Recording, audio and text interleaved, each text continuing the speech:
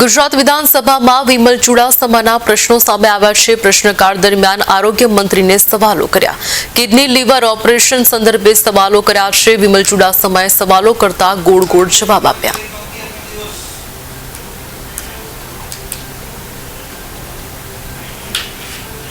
આજની વિધાનસભામાં પ્રશ્નોત્તરી સમયમાં મારો પ્રશ્ન નંબર 39મો હતો ત્યારે મેં મંત્રી આરોગ્ય મંત્રીશ્રીને પૂછેલું કે 31/1/2025ની સ્થિતિએ સિવિલ હોસ્પિટલમાં કેટલા કિડનીના ઓપરેશન કરવામાં આવ્યા છે અને કેટલા લીવરના ઓપરેશન કરવામાં આવ્યા છે।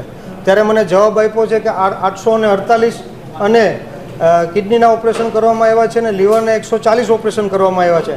ત્યારે બીજો મેં પ્રશ્ન પૂછ્યો કે એમાંથી કેટલા લોકોના કિડનીના ઓપરેશન દરમિયાન મૃત્યુ થયા છે અને લીવરના ઓપરેશન દરમિયાન મૃત્યુ થયા છે।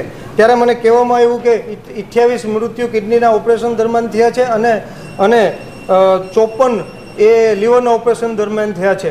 હવે તમે 54 ઓપરેશન એટલે 38 કે 40% આજુબાજુ થતા હશે કે આટલા લીવરમાં મૃત્યુ થયા છે। ત્યારે એમને પૂછવામાં આવ્યું કે ભાઈ આ સ્થિતિમાં તમે કોઈ કમિટીની નિમણૂક કરી છે કે ભાઈ આ મૃત્યુ થયું એનું કારણ શું કે કોઈ રચના કરી। ત્યારે મંત્રીશ્રીને અમારા વિરોધ પક્ષના નેતા અમિતભાઈએ પણ એમનો પણ પ્રશ્ન હતો, એમને પણ પૂછ્યું ત્યારે જવાબ ગોળ ગોળ આપ્યો કે ભાઈ આટલા મૃત્યુ થયા છે તો એની કોઈ કમિટી બેસાડવામાં આવી, તો જવાબમાં આવ્યું કોઈ કમિટી બેસાડવામાં નથી આવી। તો આના માટે મૃત્યુ ઓછા થાય એના માટે શું પ્રયત્ન કરવામાં આવ્યા છે તો એના માટે પણ કોઈ જવાબ દેવામાં નથી આવ્યો કે ભાઈ એને મૃત્યુ જેટલામાં જેટલું આયોજન થાય કે અથવા કે ગુજરાત સરકારના આરોગ્ય વિભાગ તરફથી કોઈ કમિટી મોકલવામાં આવી છે કે આટલા મૃત્યુ થયા એના કારણ છે તો કમિટીને જ મોકલવામાં આવી। તો આને મૃત્યુ ઓછા થાય એના માટે કોઈ સમિતિ કે કોઈ પણ આયોજન કર્યું કે જાગૃતિનું આયોજન કરવામાં આવ્યું છે તો એ પણ કોઈ આયોજન નથી કરવામાં આવ્યું। એટલે ખાસ કરીને આવા ગોળ ગોળ જવાબ આપવામાં આવે। જો આરોગ્ય વિભાગ દ્વારા જો આનો કમિટી બેસાડવામાં આવી હોત અથવા કે અહીંથી